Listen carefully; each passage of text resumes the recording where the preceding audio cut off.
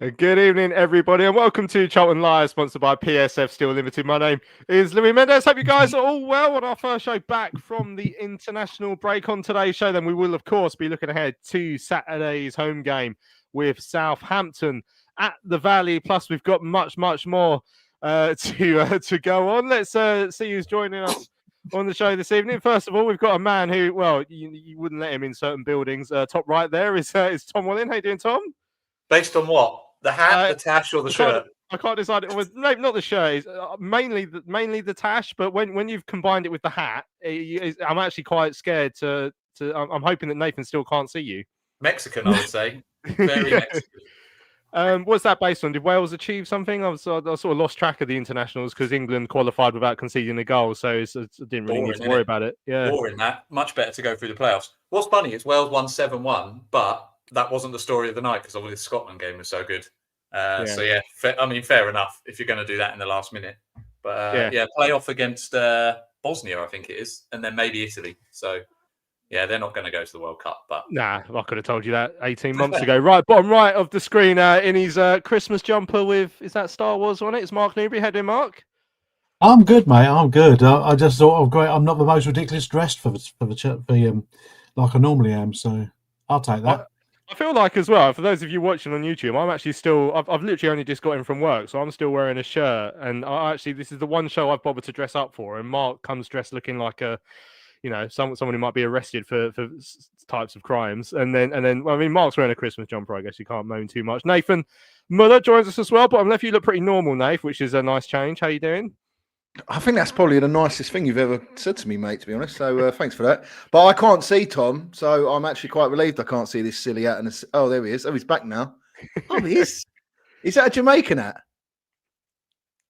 Are you sure? Wales. Now he's gone now, but yeah, I mean, he looks lovely. He looks like a nice 80s footballer. It looks lovely. Yeah, and obviously Mark looks beautiful as ever. And then you're just Louis, so that's fine, mate. I'll take that all day long.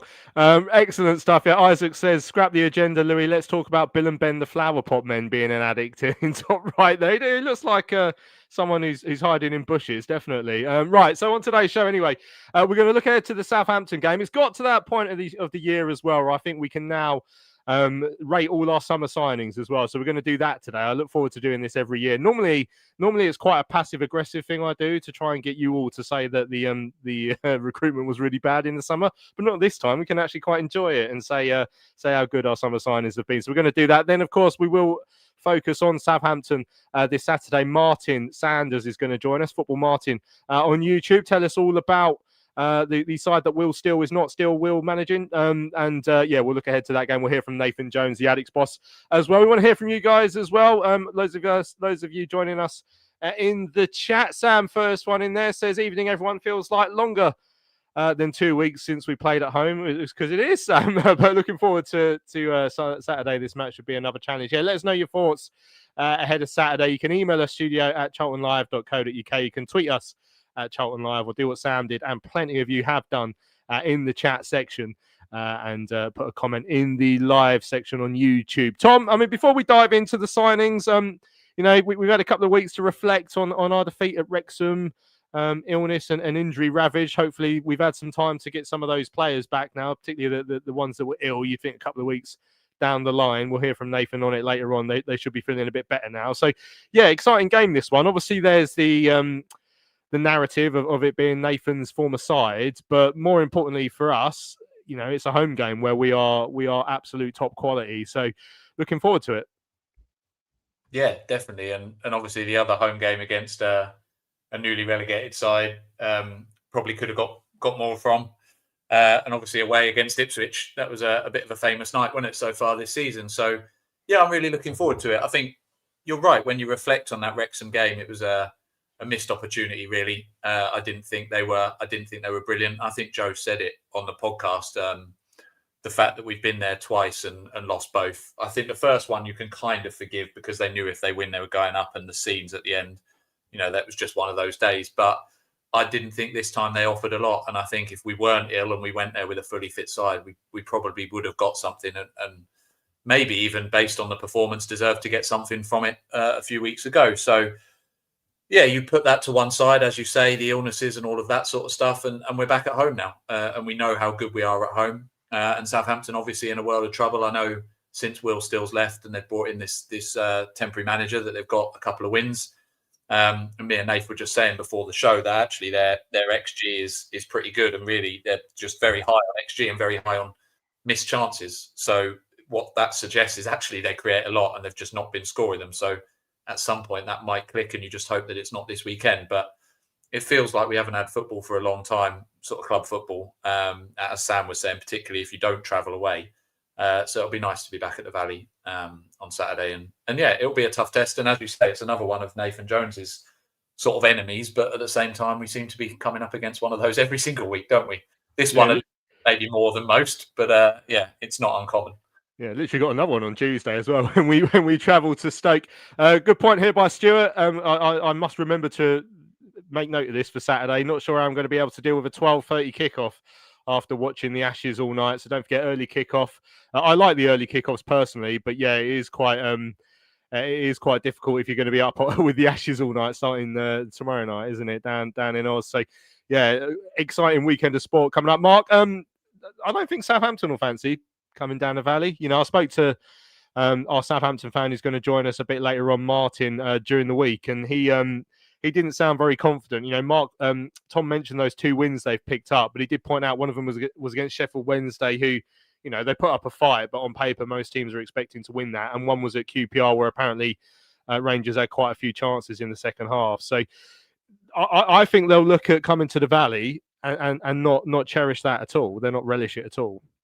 Yeah, I think we're going to be a much sterner test. Funny enough, I did actually watch the QPR Saints game, and they literally won that by the skin of their teeth. QPR, if they could finish their dinner, could have scored 5, but it just got to a point where it was relentless. Defensively, Southampton looked all over the shop.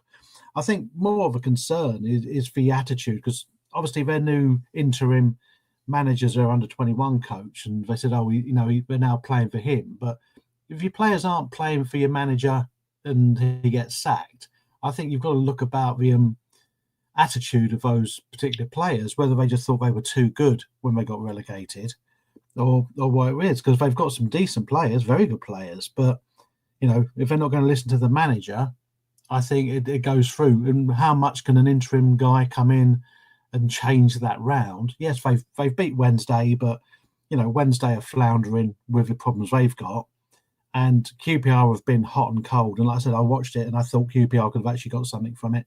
So I think we're going to be a much sterner test. And yeah, I don't think we're going to relish, you know, yes, they've got a fairly decent record against us, but I don't think we're going to relish coming up to London and facing a Nathan Jones side, if I'm honest. Yeah, Mark says that despite their high XG, Saints had the worst conversion of big chances in the league until recently, but now they've gone and scored 5 in 2. Lots of narrative with this one. It should be a cracker. Yeah, I mean, I'm really looking forward to it, Nathan, and I think, you know, just because we lost the last game, that sometimes fires us up. After every international break so far, we've come back really strong. We've always gone into an international break on a defeat, but considering the high intensity we play with, you know, especially at home, where we, you know, arguably might even be favourites, I guess, because of the way we started. I feel like this is a good chance for us. We're going to be refreshed. Yeah, it's good. I mean, obviously, it's still going to be a difficult game, as obviously Nathan says every week, but it's another team that's come down. I mean, I don't think it was just Leicester we played so far at home, isn't it? We haven't played anywhere else who come down. I can't remember who came down. But obviously, we played well against Leicester, and it was obviously one of those games that we were saying where the result obviously didn't match the performance, and hopefully we can go one better this time and get the performance. I mean, they've got a lot of injuries, and we've already spoken about in terms of their XG and so forth, but they've still got some good players there. And yeah, I think it's going to be a good test. And I think for me, if we come away with 3 points, not going to get too carried away, but I think it's a good benchmark where we are, because so far we've just been plugging away, going silently. And I think if we win on Saturday, I think a lot of people are going to sit up and take notice a little bit more than they have done so far, because we're approaching that time now, isn't it? Christmas, where you look at the table and the table sort of takes shape a bit, all bar a couple of outliers that will come out from nowhere, like Ipswich have done well recently and whatnot. So yeah, I'm looking forward to it. It's going to be a good test. But as everyone said, you know, our home form's brilliant. They've not been that great. And yeah, it's a bit of a shame that it's a half 12 one. I've literally just realised since you said that, Lou. So forgot about that. But yeah, I'm looking forward to it, mate. Yeah, it's a hassle for you since you moved to the arse end of nowhere, so you're going to have to get up about 7 o'clock to get there. Right, Shiny Phil says, I often say that I'll settle for a point against a tough team in this league, as I would have done against Wrexham, but a silly mistake cost us. This time, I want all 3 points for Nathan Jones. Come on, you Reds. And I suspect, even though he might not say it, I suspect he'll be very pumped up for this game, the Addicts boss. Right, we will continue to look ahead to the game later on in the show, but as is tradition around this time of year, I think it's time to go through and rate our summer signings. We've had a good chance now to cast an eye over most of them. Some of them ain't played much, and I think you might want to take that into account when you score these players out of 10, chaps. I want to invite everyone in the chat to join in as well here. So as we go through these, obviously, if you just put a number into the chat, it will get a bit confusing. So always make sure that you put the name of the player and the rating you want to give them out of 10. Otherwise, I'll just see reams of numbers coming up on the screen when I'm trying to go through and rate these players. So I've put 11 signings in there. I don't think I've missed anyone. If I have and I've been stupid, someone I'm sure will point it out. I'll put them in alphabetical order as well. So I'm going to go around the group. We've got about 20 minutes to do this, so I won't linger too long on each player. Maybe get one of you a chance to talk about each player, and then the other guys can just give a score, and then we'll come up with some sort of average. But yeah, let's kick off at the very top then. Tom, Rob Apter. So this is in alphabetical order, not our first signing, which was, of course, Sonny Carey, who will come down the list. I've noticed, and this is quite suspicious, how many of our players we've signed are in the first half of the alphabet. About 80%. I think we need to look into that. But Tom, Rob Apter, what do you reckon? Sounds really harsh. I don't know if you can give him more than a 6, can you? Really? Because he hasn't had the game time. I think player of the month in the first month, and then not really played. It's interesting, isn't it? I think if we're doing this in September, we're probably giving him 8 or 9, as you say. So I don't know if you then judge him on the fact that he hasn't played a game since. So it's a difficult one. The fact that he's been taken out obviously counts against him. When he's been on the pitch, he's been probably an 8, I would say. But then he hasn't played for ages. So I think it's unfair. I don't think it's right to give him an 8 if we're only giving Sonny Carey therefore a 9 or a 10, and you look at the impact he's had on the season. I don't think you can give someone an 8 if they haven't played enough games. So I think it's probably a 6, but I also feel like he's been dealt a bit of a tough hand. And obviously James Bree's come in and been so good, and that plays a part. And in the games where Apter has appeared more recently, he's not been quite the player we saw through August. But, I think a 5 and below, really, you've got to be doing probably badly. So, yeah, I'd probably say a 6. I can see in the chat people saying 6 or maybe 7. So I don't feel too bad saying that. But, yeah, I'd probably say around a 6, 6.5, something like that. Yeah, well, yeah, it's a good mixture of 6s and 7s. I mean, Tom said for Apter in the chat, Apter in the first month would be a 10, but no idea what's happened since then. So I'd say a 7.5. But again, we've got to try and benchmark these, because obviously we've got to leave some room for the players who have been absolutely outstanding all season. So I'm looking at 6s and 5s. Mark and Nave, do you want to add anything? You happy with that? Yeah, I mean, I don't think you can go above 7. I think I would probably say 6, but then because you won player of the month, I'd probably go for a 7. But as you say, benchmarking all the others, I'd probably have to go 6.5 or 6.75 maybe. Excellent stuff. Right, we will go to Mark. And Mark's got a nice easy one here. Amari Bell. And obviously out injured at the moment. No indication at this point if he'll be back for Saturday, because we'll never know anything about any of our injured players. But I mean, I've been a big fan of Amari Bell, and partly the nice thing about it is, and I mean, it would have been no surprise, of course, to Nathan Jones, who knows the player well and knows what he brings to the side. But often you go out and speak to fans of other clubs who you're signing them from, and the Luton fans were trying to make out he was a bit past it. But I mean, if this is him when he's past it, when he was at the top of his game, he must have been unbelievable, because he's been absolute quality, Mark. Yeah, well, I mean, to be honest, when he came in, I wasn't really convinced when I saw, when we saw the signing, and I thought was, a bit sceptical about it all. But then after watching him on the first day against Watford, and the confidence he has on the ball, and a couple of times he gave us a slight heart attack where he's almost getting caught on it. But he's gone from strength to strength to strength on that side, and he literally would be one of the first names, if choosing from a fully fit squad, he would be one of the first names I would put down there for that defence. So I think for an 8, I'm seeing 8s and 9s in the chat. Tom and Nath. I mean, what you reckon? Andrew says he's 8. He's been good in 2 positions, which he has, of course. The left centre back and the left wing back. He's been good. What would you reckon, Tom and Nath? Would you go along that line, Tom? Would you say an 8? Yeah, not much more to add on that. I think he looks comfortable in a couple of positions. As Mark says, makes us nervous, but that's our issue, not his, because 9 times out of 10 he gets it right. Yeah, I think an 8's probably fair. Excellent stuff. So, Nath, I'll take you on to the next one then. We're rattling through these. James Bree obviously won't be playing on Saturday on loan from... James says, I want to give Bell a ringing endorsement. Very good. Won't be playing Saturday. But, yeah, I mean, a good start to life. Struggled a bit last couple of weeks when we found out he's been carrying a knock. But, yeah, how would you rate the loan signing of James Bree? Yeah, I think 10s are very hard to get because it's literally saying you're absolutely flawless. But I think a 9 would be a good score simply because obviously what he's brought to the side, he's obviously got assists. He's part of a unit that's very strong defensively. I think he's in the top 10 of assists in the league, which is not bad for a right back, and the finish against Derby. So, yeah, I think for me, not only of his performance but the impact as well. So as we've all said, like Rob Apter started brilliantly, and in some before the Sheffield game, was that his first game, Sheffield United? Some people thought it might have been slightly harsh for Rob Apter to lose his place, but in hindsight, you look it back now and he's been brilliant. And it is a shame that he's not going to be able to play on Saturday. But performances and impact of our start so far, I think a 9 would be justified, whether or not everyone else thinks that, but that's my view anyway. Yeah, well, we're definitely flitting mainly between 8s and 9s. So this is an interesting one from Alex, and I like this as well. I mean, he's given scores for all the players, but specifically on Bree, because I like to judge the signings. Sometimes it's not just on what the player's done, but actually the circumstance around it. So he said Bree is 8 and would be a 9 if it's a permanent, because then the signing goes up a notch because we've managed to keep him, and maybe that changes over the next few weeks. We don't know really at this moment. I mean, Joe in the chat there is saying Bree an 8. Tom Arch saying Bree a 9. Bree 8. There's a lot of 8s and 9s. There was one 5 for James Bree, which I was a little bit surprised about. Someone said they didn't really rate him so far, but I'm leaning towards an 8 because maybe an 8. Tom, Mark, what do you reckon?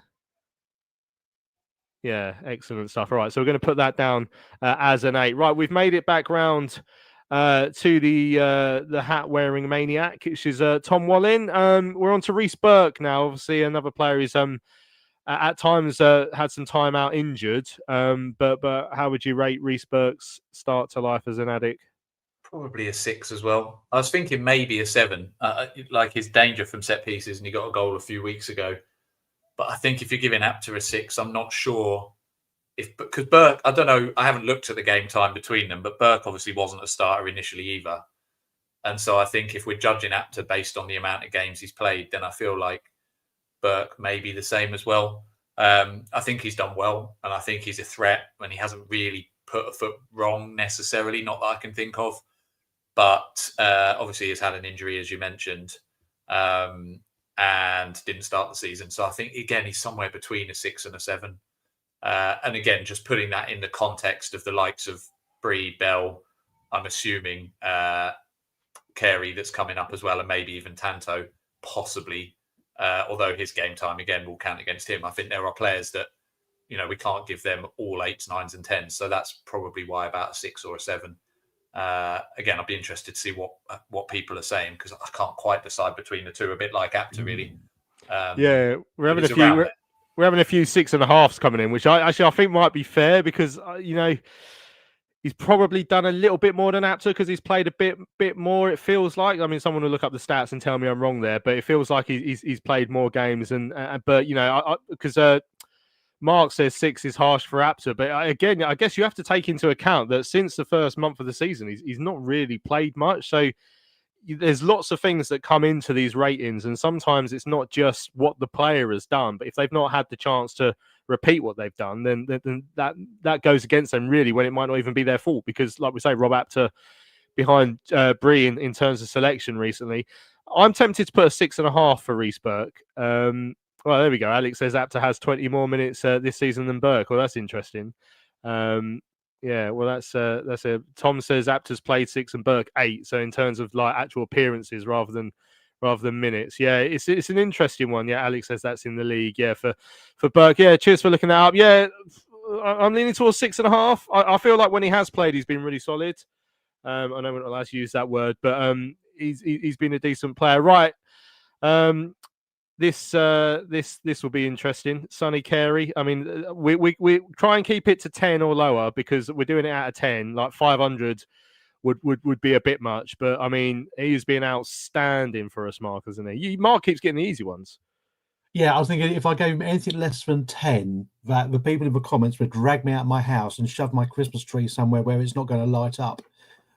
He's just been phenomenal, literally from day one, and he's just so happy in that position where he can drive forward, and the shots and the goals, the Ipswich goal, the Millwall goal, and there's just something when he's getting the ball. And I talked about the start of the season where Apter was the kind of player who you wanted because he gets you forward on your seat to see what he's going to do, and that's Carey. Carey's getting the ball, and like Nathan said in a conference recently, said he doesn't pass the ball sideways or back. He just wants to go forward the whole time. I just think from coming in and just being a new signing and to have the effect he's had on the team and the crowd in such a short time is a bit of a rarity for us, I'd say, at Charlton. You know, players come in and start to do well, but to come in and to hit the ground like that, and to be, I challenge anyone to say, probably Lloyd Jones, if he's going to say what the first name you're going to put down on your team sheet, who's not going to put Carey on there. Yeah, and it's no surprises. It's 9 10s, and we've had an 11 for Sonny Carey, and it's been absolutely superb. Isaac says a big contribution to the ginger community as well. You know, it's that's just what people like us do. Isaac, you know, we like to give back, and yeah, Sonny's arguably has given more than I have in that regard.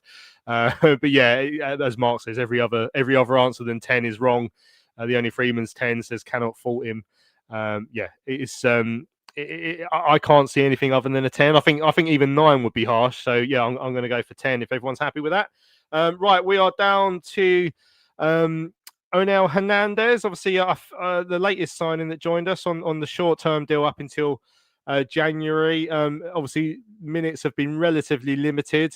Played a big part in the defeat of Wrexham, of course, with his slightly strange handball. But, you know, came on away at Hull when we were searching for a leveller. He's had minutes here and there, playing out of position, which isn't easy as well. Nath, what do you reckon? Yeah, it's a hard one, isn't it? I mean, if you're looking at Rob Apter at 6 and he's impacted games and played a lot more games, and then I'm going to have to rate someone who's played a couple of games, gave a penalty away with his hand, and then I'm looking at the person who's got the one after Tanto. I've got to be careful how I rate this because that one could be even worse. So I think for Onel Hernandez, I think you can only go for like 3 4s. That sounds so harsh, but I don't think you can't be like 5. It's not like 1 below Apter. Like I just think in terms of impact. So I'd say like 3.5. That sounds brutal, doesn't it? Yeah, this is going back to the days where we were like getting Omar Puso on loan and Gary Borrowdale, but some people won't even know that who I'm talking about. Probably think I've just named a milkman or whatever. But yeah, Onel Hernandez, you'll probably look at like 4s. I think 5's generous, but I think maybe a 4. Yeah, we're seeing a few 5s, a couple of 6s. I mean, Alex says he'd be an 8 out of 10 if it weren't for the handball, but a 6 with him. Mark saying 5, done well against Hull as a sub and starting against Swansea, but the mistake against Wrexham was minging. Oh, we haven't had the word minging on the show for a long time. That's a nice one. But yeah, Hernandez 3 from Spamfish. There's a good mixture there. I mean, I'm sort of looking at the average, considering I do have to take what Nathan's just said into account as well. I'm thinking maybe 4 based on what we're seeing. So room for improvement for Onel. You know, he's still got. He's probably going to play a bit more, I guess, over the next few weeks. We'll find out. So maybe he can up that. Maybe he should have got one more point for that funny photo he did with with the fan at the train station, which was pretty good as well. But yeah, we'll put 4 for now.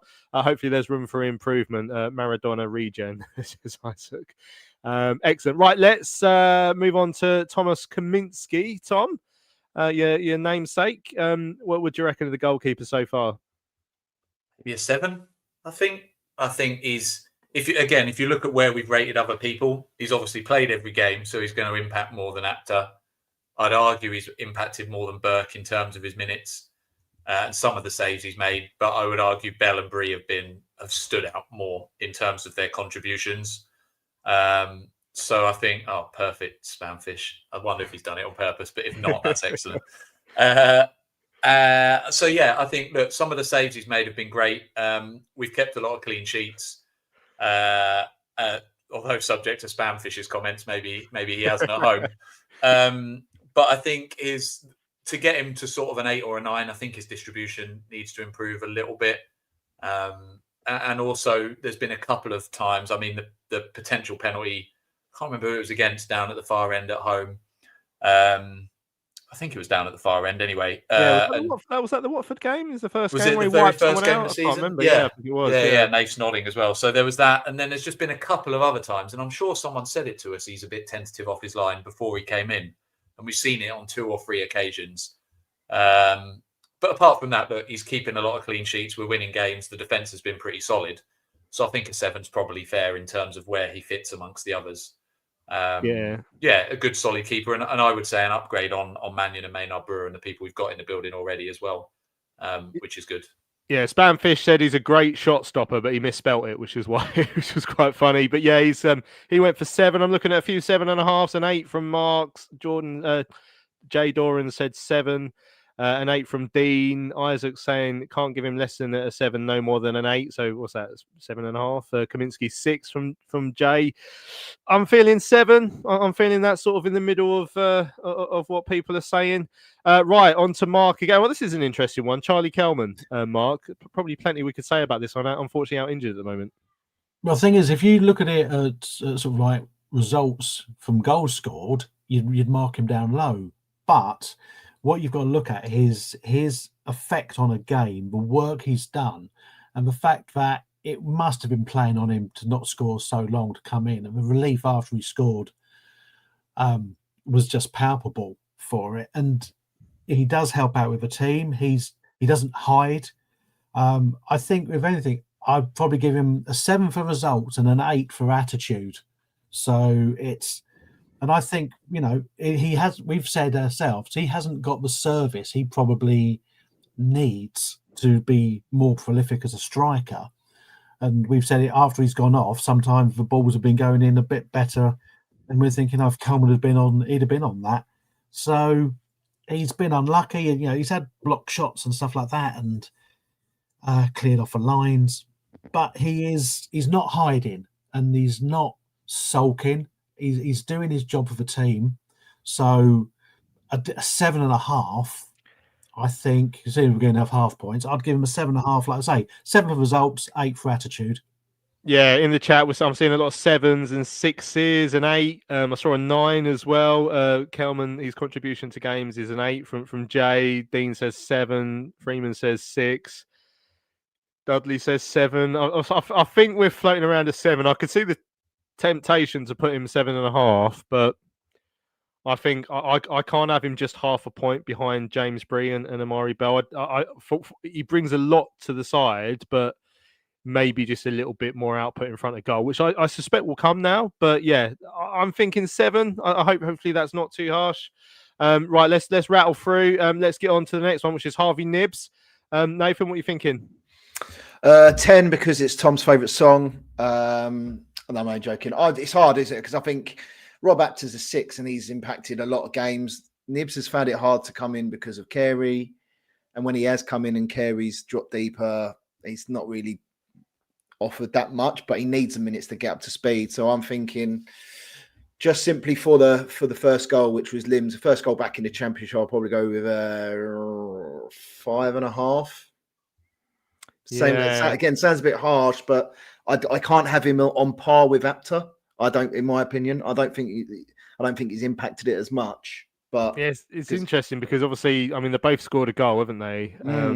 But Apton played a bigger part in the first half of the season, whereas Knibbs was playing sort of substitutions. But he did get the biggest opening goal of the season, obviously. got that. But Rob Apton got Player of the Month as well, and it's just like I can't have him on par. But I mean, see what everyone else says. Yeah, I mean, it's 5s and 6s in the chat. It's all literally all 5s and 6s and a 6.5 potentially there, a 5.5. I'm thinking 5.5. I think that's fair. Again, with a lot of these signings, particularly Harvey, I mean, there is definitely more to come because he ain't played much. So that's exciting, right? We're back around to Tom. We've got 2 left to do. Martin's in the waiting room as well, so we're gonna get through these nice and quickly. Tanto, one of the favourite moments of the season, the away win at Sheffield United. Tom, what do you reckon? I've got no idea with this. I think isn't it? For that moment alone, you're obviously giving him an 8 or a 9. But when we talk about everything we've talked about, which is game time, impact when they've been on the field, I'm struggling to give him more than a 6. Again, if you compare him to a Kaminsky or a Kelman, and that's why when people were giving Kelman 8, that seems very generous to give him an 8 compared to Brian Bell. But then if Kelman's only a 7, then I think Tanto can't be above a 6 because, again, I know they've both only scored the 1 goal each, but Kelman's impact on games has been far greater, in my opinion, than Tanto's. There's been a couple of times where he's come on and properly bullied defenders, and we've seen his pace and we've seen what he can offer. But there's also been a couple of games where he's either started or come on and not really impacted at all. You think of the Ipswich game where he had that 1-on-1 in the first half and missed it, and it was only when Lieburn and TC came on that game really changed. But he hasn't had a lot of minutes, and that's partly not his fault either. So I feel like it's a 6. I can't really, maybe a 6.5, but then Burke's at 6.5, isn't he? And I don't think Tanto's had the impact that Burke has either, because primarily we're a defensive side. And again, that's harsh because it's down to the service he gets. But again, if Kelman's getting a 7, I don't see how you can give him more than a 6. Yeah, I've gone for a 6. Mate, I think in the chat, I think we're seeing mainly 6s as well. Oh, it's a tough one, isn't it? It's really tough. These are really tough. And well, a nice, easy one to end with, Mark. Joe Rankin-Costello, he's a professional footballer. He used to play for Blackburn Rovers. He signed for Charlton in the summer. I don't know if you remember him. I'm not aware of him at all. We might see a bit of him this weekend. And there's some nice quotes from Nathan Jones actually on Rich's Substack today about Joe Rankin-Costello, about his mentality, which was really good. And Nathan, he's kept him part of the squad, about how maybe he's been unlucky not to play yet. But what do we put for someone who's barely played? I think you genuinely have to go the lowest score out of all of them because he's not played, and that will sound extremely harsh on the player, and it's not meant like that because it's his overall impact as a signing, and unfortunately, thus far, he hasn't been able to do that. That might not be his fault. Nathan said maybe he's been a bit harsh not to play, but I genuinely think he'll have to be the lowest out of all of them. Yeah, what's he had? 1 cup game, and I think a few league appearances here and there. Yeah, I think he had about 30 seconds on the pitch over the last West Brom game, and that was it. I don't even think he touched the ball.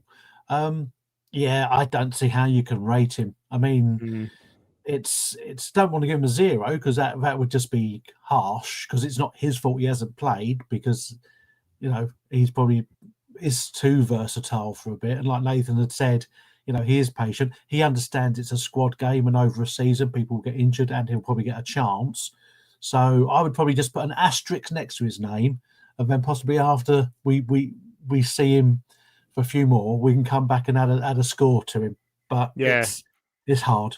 Yeah, I've gone for 3.5. I feel like that's about an average. I mean, this is the point. This is exactly the right point from Charlie. Like, he's no mug. He is a championship level player, and he just hasn't played for us yet. But there's no way he's going to be, with a run of games, he's not going to be able to impact to an extent. So it's just where we are at the moment. So there we go. Out of 110, so I've given all of them out of 10. We've got 71.5, which is actually pretty good for us when we do these. Normally when we do these, we're in about the 30s. So actually, I'm pretty pleased with this. Been a decent summer transfer window for us, and obviously a very good start to the season. Right, we're going to have a break. When we come back, we will start to turn our attention to Saturday's home game with Southampton. PSF Steel Limited is a trade supplier of steel fabrication and erection services to the new build, construction and refurbishment market in southern England. With their unrivaled depth of experience, they excel at providing their customers with high quality and cost-effective steel fabrication solutions. Their customers include national and regional house builders, such as Barratt Homes, Bellway Homes, the Vistry Group and Taylor Wimpey. They pride themselves on their service-based ethos and commitment to customer service excellence, which includes full technical backup and on-site services and support. If you would like more information, go to www.psfsteel.co.uk.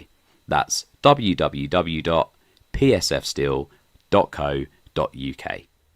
Hello fellow addicts, I'm so excited to tell you all about our micropub, the River Ale House. The River Ale House is based in East Greenwich. It has 6 Pub of the Year awards, an ever-changing selection of amazing beer. It's owned by Charlton fans, walkable to the ground in just 20 minutes with buses that go direct to the Valley too. If your matchday routine includes a drink with your friends, you must join your fellow addicts in the river. See you soon.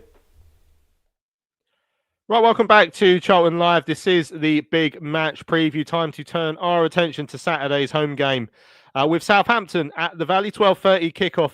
Of course, delighted to say that we are joined by Martin Sanders, Football Martin, on social media and on YouTube. Martin, good to see you again. How you doing, my friend? Yeah, it's good to be here. Thanks for having me on your show. I've enjoyed watching so far. It's a great show. Lovely stuff. Well, thanks very much. That's very kind of you. Delighted to have you on. You know absolutely everything about Southampton. And I was watching some of your post-match reaction videos straight after the games the other day, which is been a bit of a roller coaster, I guess, this season. How can you sum up the start to the year? Obviously, coming down from the Premier League, and obviously when that happens, expectations are going to be sky high.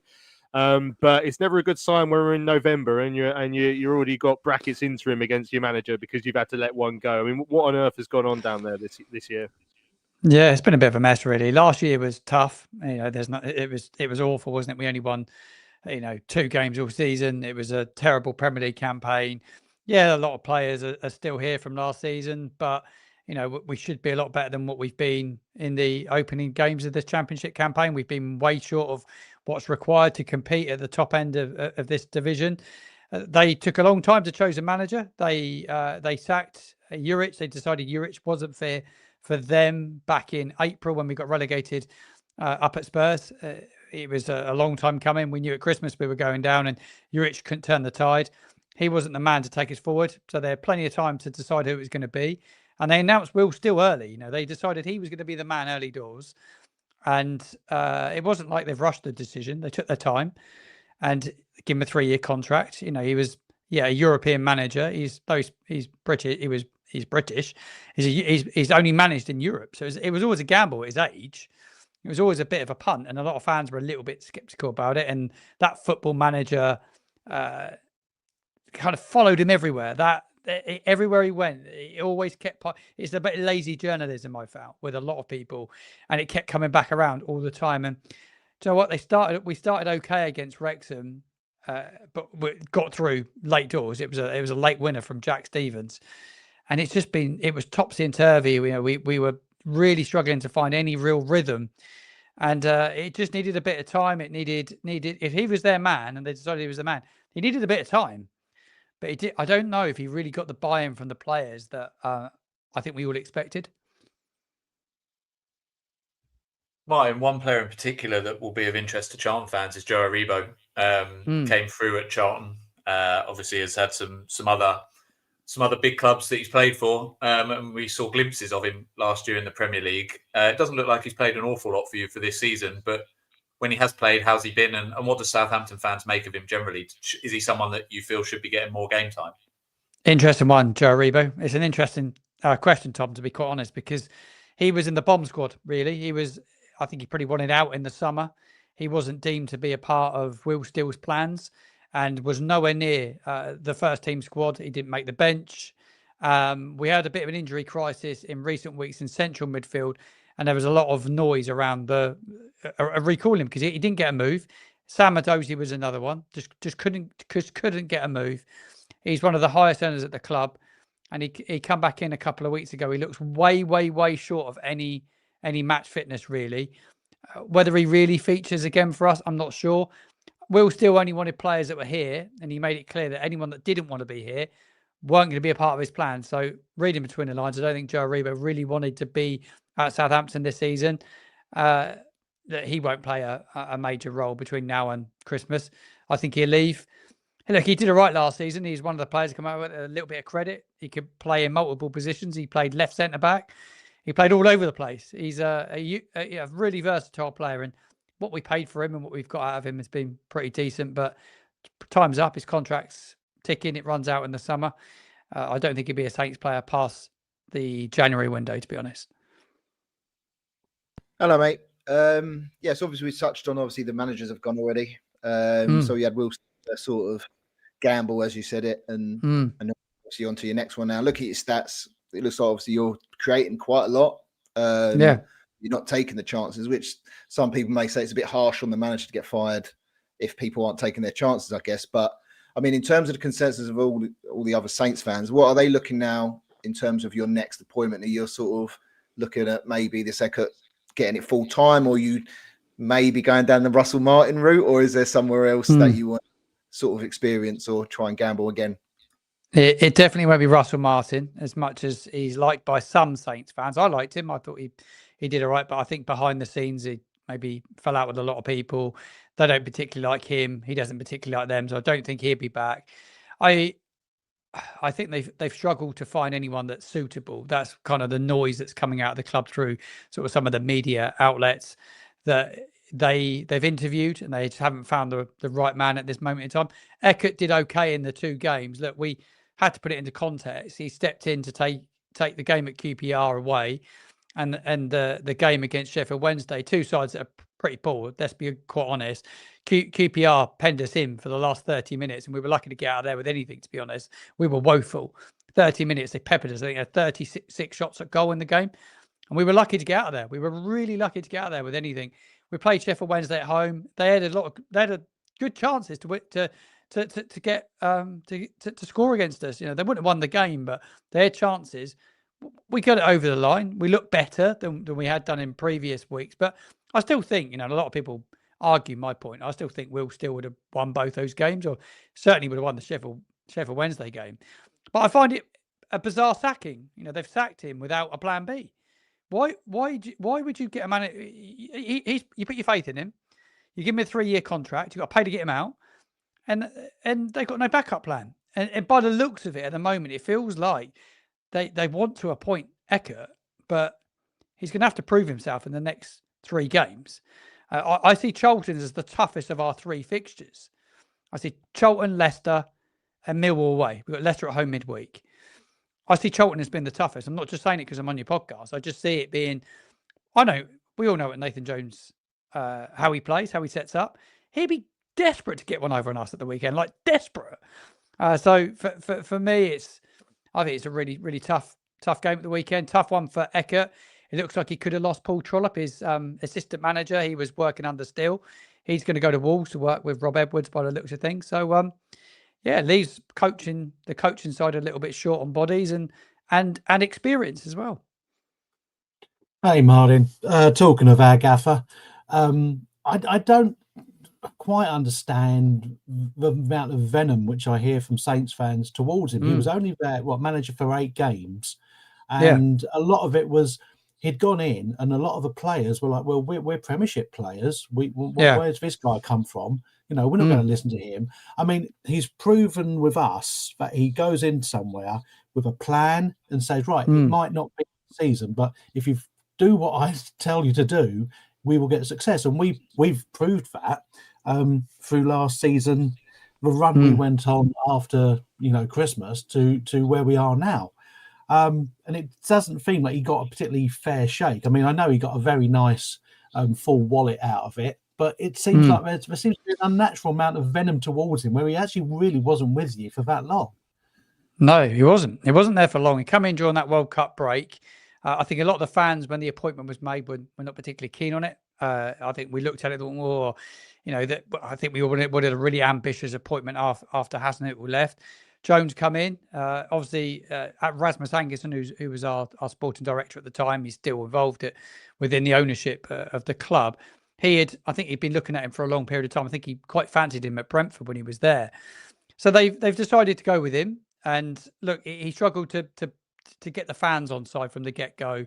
He struggled in the media a little bit, to be quite honest. He didn't really build a rapport with the fans, which was probably his biggest downfall. And by the time he got to January and it was time to back him, and he needed players to play a certain style of football, because we were used to a high press, high energy. He wanted to play with the target man. He wanted to play with wingers. He wanted to get on the front foot, like he used to say. And by the time they got him, start to bring him those players, he totally lost the fan base at that stage. We'd had a really good victory against Man City in the Carabao Cup, and it was a really good performance on the night. I thought there were signs that he could turn it around, he could get it going. But by the time we got to the window, they bought him Paul Nuachu and at the time Kamaldeen Silamana. They attacked him within 3 days of buying those players. They just caved under the pressure after the Wolves defeat. But that's what is seeming to happen under this ownership. They haven't just caved under the fan pressure from Nathan Jones. They've also done it with Russell Martin as well. You know, and the same with Will Steele a couple of weeks ago. That the fan pressure was huge, and it feels like they caved under pressure all 3 times. Sometimes, if that's your gut feeling, he's your man, do you not back him and go with it? Because you paid all that money, they've got to pay a huge amount of money to get him out of a contract. But I'm not surprised at what he's done with you guys. Not surprised whatsoever. He was always destined to go on and do a good job somewhere. And yeah, I've been impressed by watching Charlton, I've got to say. Well, what were you expecting on Saturday then, Martin? So obviously you've won your last 2 games, although you caveated that when we spoke the other day. Also, I mean, there is some pretty big disquiet amongst the supporters and the players. I mean, that famous video of Nathan Wood a couple of weeks ago after the was it Nathan Wood after the Preston game? Giving back to the crowd, which is never a good sign. You know, there's one thing as a fan I've always hated, which is when you can tell there's a stinking attitude in the squad. And trust us, we've been there. We're obviously not there now currently, thankfully. But it feels like that is, or at least has been, the case at Saints. So I mean, does that play a part on Saturday as well? Yeah, I was a bit worried, like you said, after Nathan Wood had that altercation with the fan as he left the field against Preston. It was a toxic atmosphere. There's a real growing unrest towards the ownership because they don't trust him to make an appointment. Everybody's been waiting on international break for an appointment of manager. That's not come. And fans are a bit disgruntled. It's been a tough start, and a trip to the Valley where we don't have a particularly good record against a manager that knows the club very well, want to get one over on us. I think it will be a game which Charlton will be bang up for. Whether we will have the minerals and the bottle to deal with it, that's my biggest concern. Real lack of leadership in our team. There's a lack of team spirit at times that I've noticed this year, which has concerned me. There's a bit of talk amongst fans. It's not necessarily my opinion, but player power. They down tools for the manager, Will Steele. They put a shift in for Eckert in the last 2, but if the going gets a bit tough at the weekend, how will they deal with it? We're a side that are very, very fragile, certainly in our own box, but we're not good in either box at the moment. We're defensively not good enough, and we're very, very poor in the opposition's box. And like you said to me when we spoke yesterday about there's a stat around teams getting inside your box and creating chances. We're struggling to create chances as it is. I see this as a really tough game. I would be surprised to walk out of it with anything the weekend. If you said to me, I'd give you a point now, I'd take it and walk away. Lovely stuff. Well, I'm not offering you that, I'm afraid, Martin. So you have to leave with nothing. But Martin, it's been an absolute pleasure having you on the show.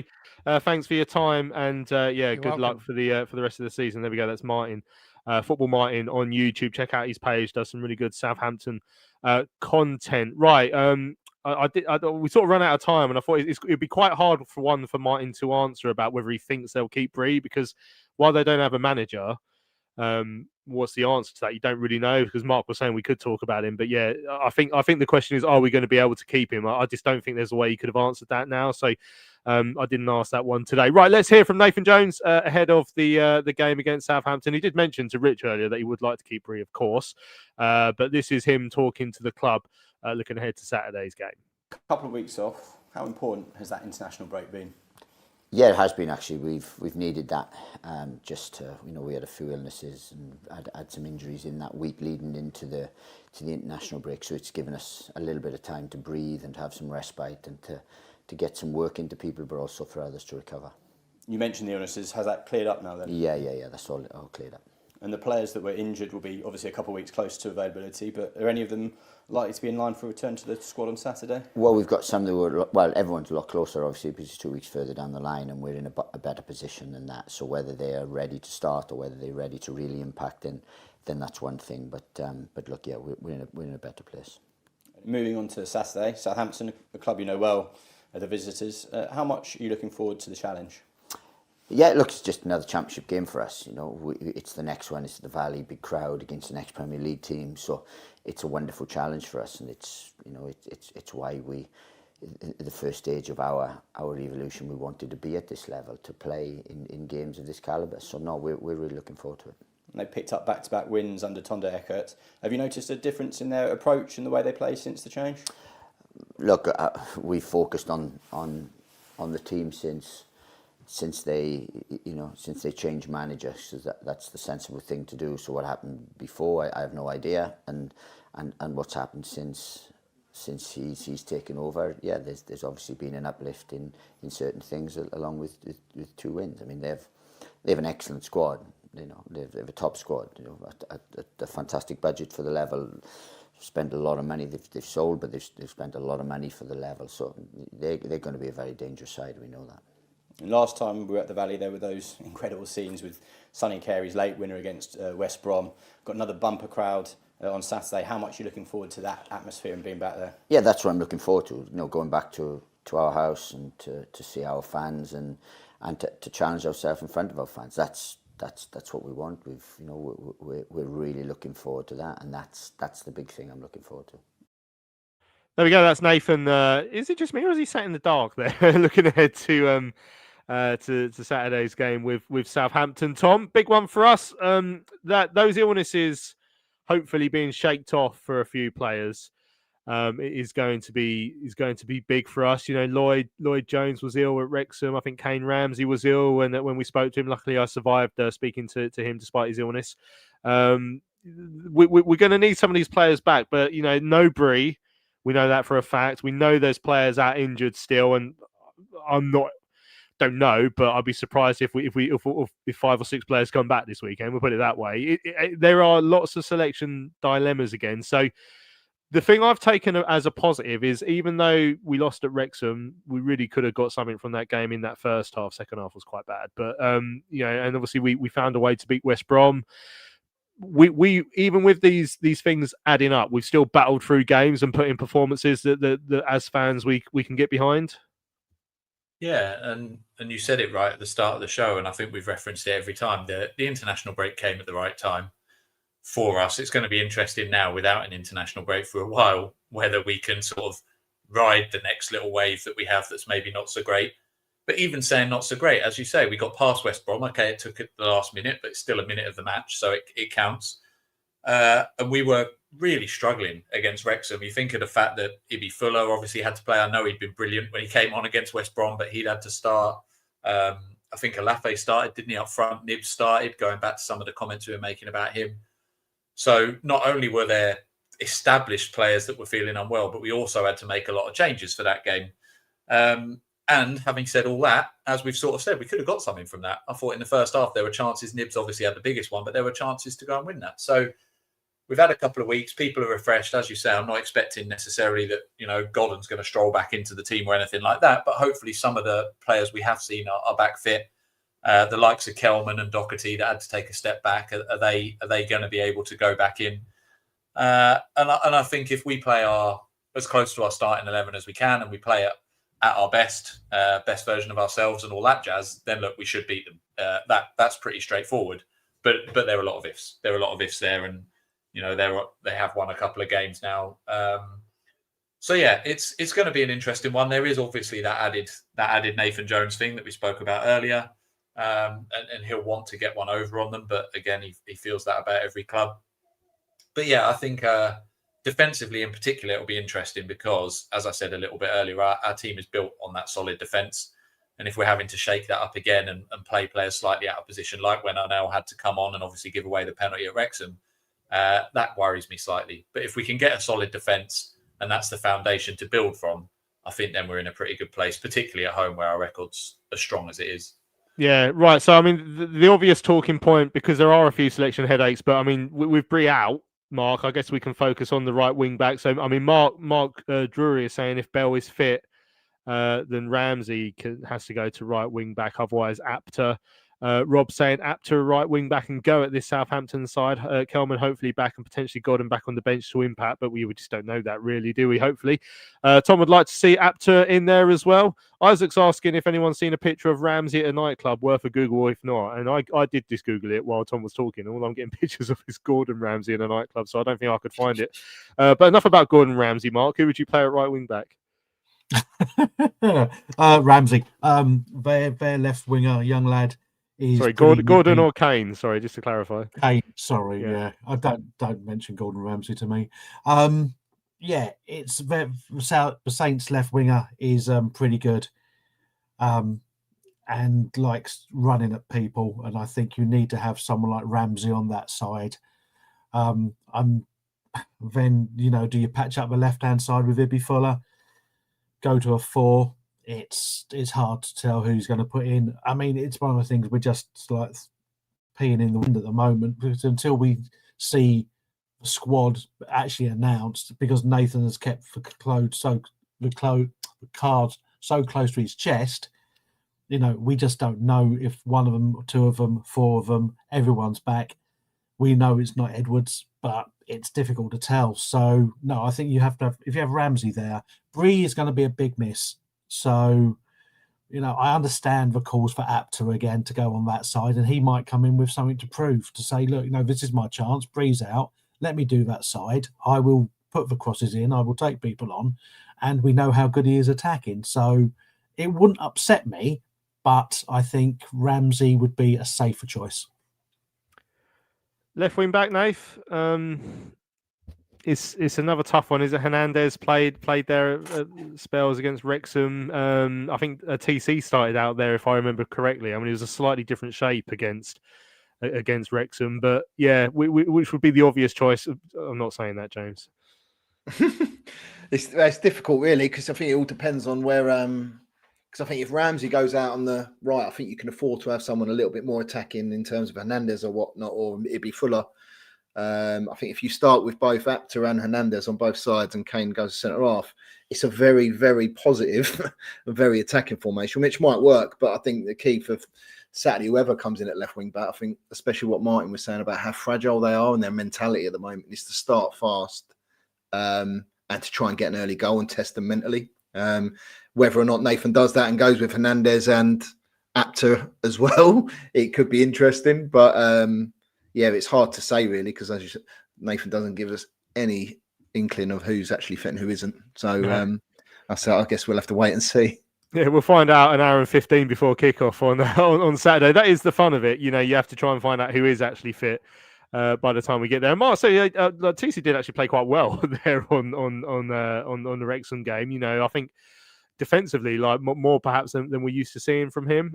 But there we go. Lots of decisions for the Addicts boss to make in what will be a big game for him against his former club. It was nice to see Tom's cat just leaning into shot a few moments ago. With a tash like that, he shouldn't be allowed near animals, really, should he? But there we go. Right, let's leave it there. Don't forget, check out our merch store.